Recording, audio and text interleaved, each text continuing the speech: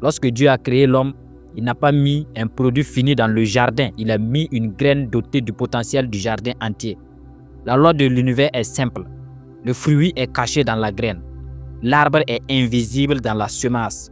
Mais l'homme moderne cherche des fruits chez les autres. Alors que son propre arbre est encore en terre, non arrosé, non nourri. Tu es une graine, le monde attend ton fruit. Mais attention, personne ne veut l'arbre ou personne ne voit l'arbre en tant que toi-même tu ne refuses de l'arroser. Tu veux l'abondance, plante-toi. Tu veux la reconnaissance, grandis. Tu veux laisser une trace, fructifie. Le lion ne demande pas comment chasser, il chasse. Le poisson ne cherche pas un tuteur de natation, il nage.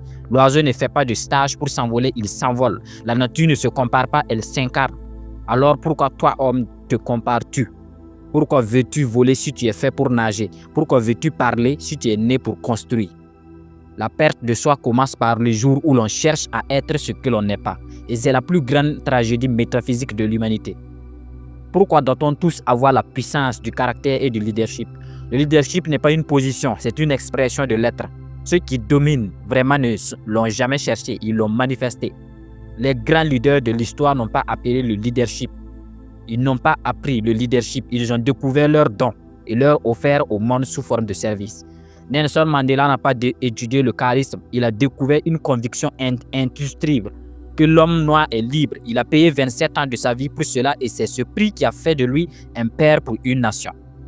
Mère Teresa n'a pas appris à aimer, elle a écouté son appel intérieur de servir ceux qu'on ne voulait plus voir.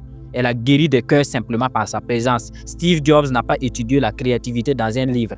Il a ressenti une obsession intérieure de faire de chaque objet une œuvre d'art. Il a été rejeté dans son entreprise, puis il est revenu et l'a porté au sommet. Pourquoi? Parce que son don était plus fort que les portes fermées. Bill Gates n'a pas étudié le pouvoir, il a travaillé sur une passion silencieuse jusqu'à ce qu'elle transforme le monde. Il n'a pas conquis un trône, il a offert une solution. Et le leadership n'est pas une compétence à apprendre. Le leadership n'est pas une compétence à apprendre, c'est un don à réveiller, une semence à nourrir, un caractère à forger. Le vrai leadership naît de trois choses. Trois choses que vous devez noter sur un carnet maintenant. La première, c'est la découverte de sa place, l'acceptation de son unicité. Le deuxième et la troisième, c'est la décision de servir avec son don. Tu veux devenir un leader, alors cesse de courir après le regard des autres. Cours après ton appel. Tu ne peux pas conduire les autres vers leur lumière si tu n'as pas trouvé la tienne.